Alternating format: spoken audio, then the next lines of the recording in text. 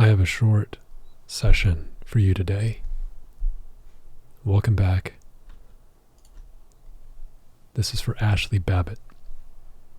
On January 16th, 2021, a group of patriots gathered on El Cajon Boulevard in San Diego to celebrate Ashli Babbitt's life, assuming she was not part of an operation and has thus passed. If she is still out there, I hope she works for the White Hats and is safe. Immediately after assembling in a parking lot, a slim, poorly dressed white man started walking around the group, taking pictures of all the people. When I asked about who he was, he immediately left the area. I followed him and asked why he was photographing the group, and gave some simple, predictable, cliche answer that every other Antifa who doxes, harasses, and stalks everyone in this group does.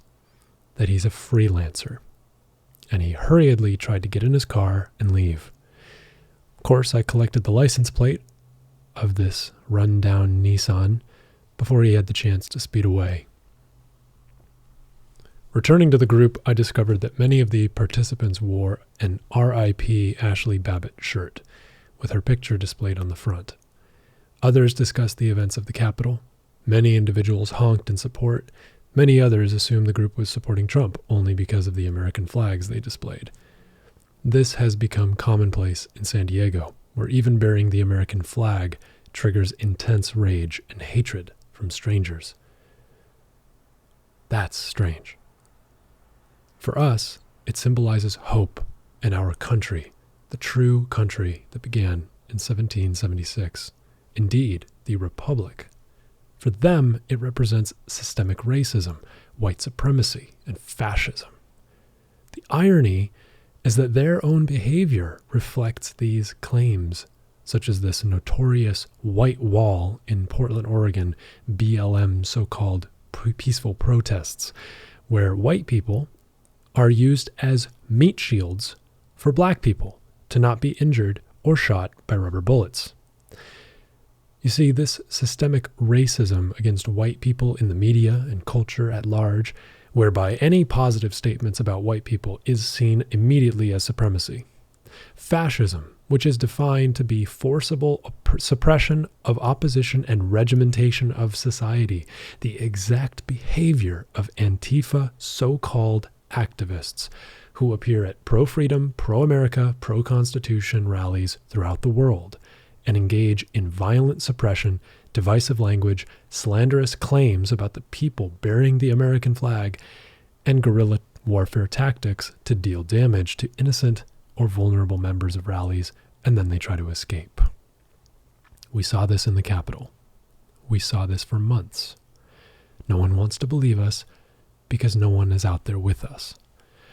Once caught, these individuals divulge that they are being paid by organizations to take part in an opposition movement against the Patriots.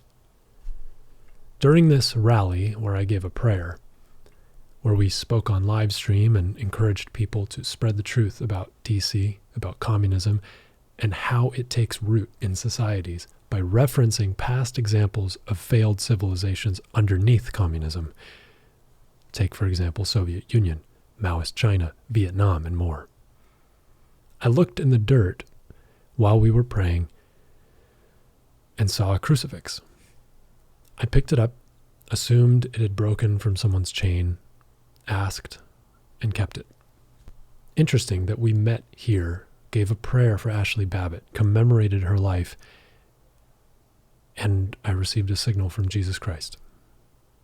This is God. Being open to the moment, allowing it to happen, being at the right place at the right time. Then an old lady with dyed blue hair walked up to our group and tried to film us with her phone. She was trying to do it sneaky, so we called her out. We started a dialogue where she professed she was not part of Antifa or BLM, so we decided to gather everyone together for a pose with her in the center. Her discomfort was immediately apparent, but we felt it was an act of positivity with smiles and thumbs up. Hopefully, she actually felt part of the group by the end of our conversation. We do not know whether she is loyal to the country or was actually trying to sabotage us. Only time will tell. As we receive more doxing, more intimidation, more real domestic terrorism, you see, my wife has been constantly harassed, threatened, belittled, her jobs threatened with violence, even death from local gangs, all without cause. For what? For pictures of her with an American flag. She's not committed any crimes. She's never taken part in any gathering of people espousing racism. She's never participated in anything remotely close to terrorism, and has been surgical about promoting conservatism as she experiences her own awakening and acceptance of God, and indeed Christ, into her life. This transition has been slow and steady, has involved many conversations and personal experiences, giving her opportunities for growth through hardship and challenge. I am proud of her journey. I'm proud of what she's learned about herself and about life. Indeed, I'm proud of her strength. In life, we are often deceived. She has been deceived by those who pretended to be close. She has been deceived by many, all because of the media and the fear being propagated for the sake of control and profit. She's ironically blamed for the very things that people demonstrate during the blame. It's funny to watch, and yet sad to see. Many people in the United States of America today are experiencing the same story. Normal, loving, understanding people who have a political ideology or a perspective on life, yes, including opinions about policies, are demonized and terrorized by organizations such as Black Lives Matter and Antifa. But because of the pervasive white fragility and the anti-white sentiment and the war on free thought, there is no recourse, there is no defense, without immediate opposition and complete suppression from several avenues. This is the state of our country today. We must reverse the example. We must resist the temptation to harm one another, whether through economic attacks on their jobs, physical threats of violence. Understand this is not the way, and I feel that many of them know that truth, but they are being blinded with rage and fear, turning away from selflessness and self-sacrifice. So at this commemoration of Ashli Babbitt's life, a fire truck passed by with an American flag in the front, and they honked the blaring horn for us. This was a huge boost to our confidence and the emotions of the group. Support from an institution that specializes in saving lives is spreading the message and mission of the Patriots. We support life. We support freedom, even if it means having a different opinion. That fire truck would eventually park on the opposite side of the street, enter an apartment complex, and help somebody. The number on the truck was 11. Eventually, we separated carefully and visited a local restaurant maintaining business throughout California's unconstitutional and nonsensical lockdowns on small businesses, leading to countless vacancies of commercial real estate and the complete destruction of many families by shuttering their income due to threats of fines or being outright shut down due to a lack of business, leading to the inability to cover their bills and their debts. With over 1 million votes to recall Governor Gavin Newsom, a person who mysteriously took the reins of power without much discussion among local populations, and who endeavors to disguise his relationship with Nancy Pelosi, we have a true revolution happening in California. People are realizing that the quality of charisma, attractiveness, or charm does not equate to good policies. Indeed, Californians are waking up to the notion of conservatism, a more critical view of political moves and law changes. People are getting involved in politics like never before, and it inspires hope to see so many taking action to make their voice heard. The key argument against these out-of-touch leaders is simple. We will not accept rules for thee, not for me, because we demand taxation with representation. So, we support the local business that survives and protects itself. We support the companies that are slow, steady, careful, wise, and strong. With luck, They may continue as ambassadors and examples of resilience for future businesses to begin amidst draconian tyrannical lockdowns. Think these words are too strong? Consider the rhetoric used within your own mind. How does it make you feel to hear that taxpayer dollars go into pockets of administrators and for projects that are left unfinished or outright canceled? How does it make you feel to vote for large infrastructure changes only to find that the changes never take place and the quote-unquote managers of these projects keep all of it? How does it make you feel to see that your votes for a candidate do not matter as an unfavorable opponent somehow wins elections? Quite simply ask yourself if this current trend is the future you want for your children. Unfortunately, many of the individuals I see on the ground every week are saying to their children that anyone who supports the American flag is an enemy. They're telling their children to flip people off, and they do. And we have heard unbelievable profanity and negativity from the young generation.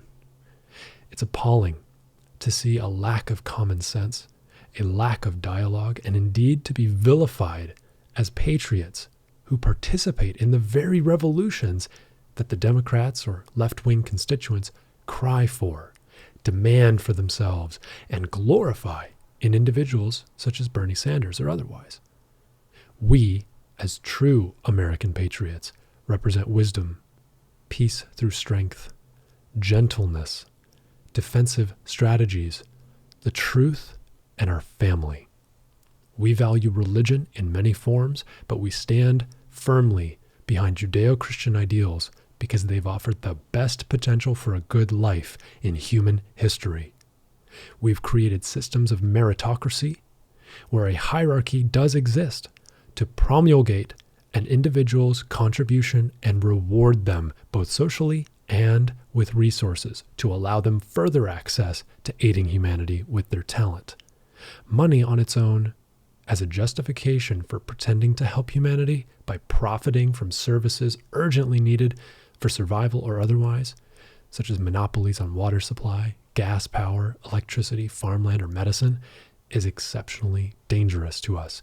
And we understand that power alone is never justification for control. It is the merit of the individual which warrants positions of authority. It is the merit and the ideology which must be the vetting mechanism of the individual, not their oligarchical involvement, their nepotistic gain, their trickling down of dynastic power, their outright monopolization of resources. It is their character which defines their position in our world. Therefore, I ask you in preparation for Martin Luther King Jr. Day, to consider your role in this great game. I ask you to consider your own feelings about the world. I ask you to continue searching for truth, both within and without.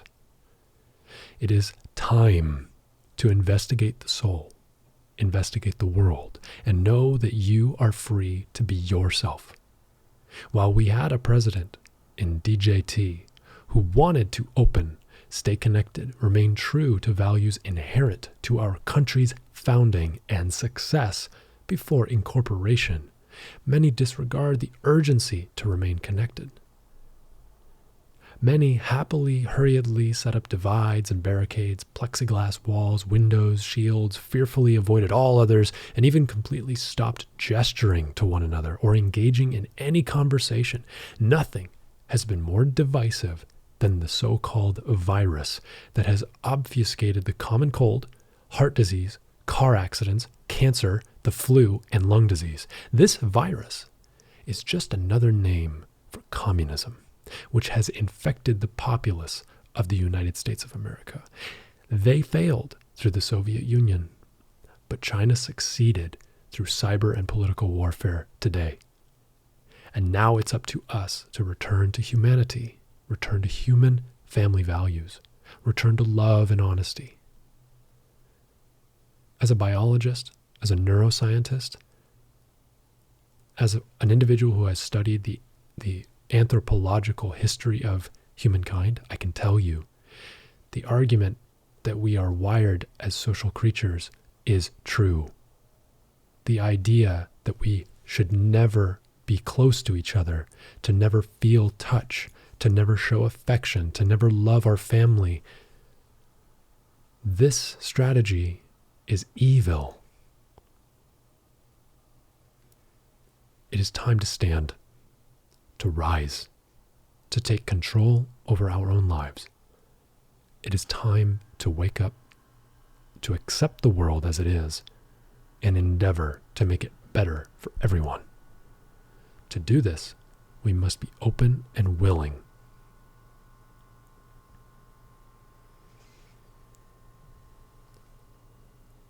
We have always faced down uncertainty and challenge to emerge victorious one way or another, with that flag held high and our spirits invigorated. We may not yet survive ourselves, but we must defend a brighter future instead of submitting to a seemingly eternal, invisible darkness. Go read 1984 and Brave New World. With love, I bid you adieu. Good luck and Godspeed. This has been Holy Turtle Radio.